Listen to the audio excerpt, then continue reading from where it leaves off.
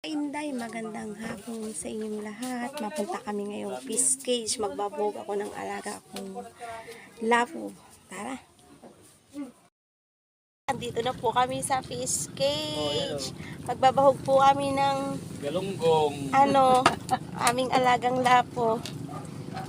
Kasama si Ate Lisel. Asawa po ni Kuya Batoy. Yan, tinatadtad niya po yung pagkain ng lapo para hindi mabilaukan.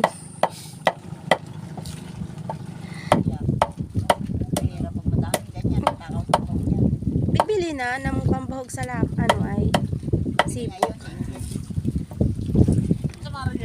Yan mga kainday, magbabahog na po kami ng aming alagang lapos. Samaral. Yan. Ayan o, samaral. Hindi kakaunti pa kasi. Kasama pang plastic.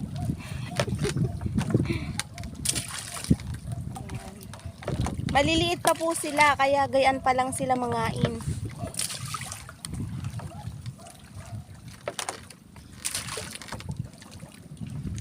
Tapak.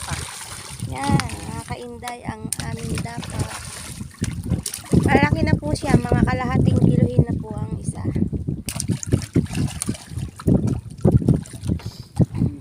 Sibo. Yan, ito po yung sibo. Yan. Hindi pa po siya masyadong malalaki.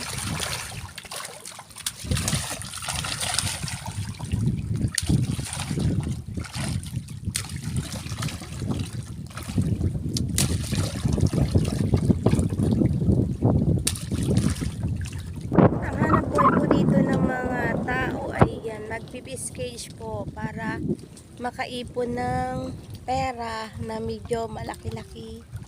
Yan po, mga daming mga fish cage dito. Hindi na po masyadong kasi madilim na.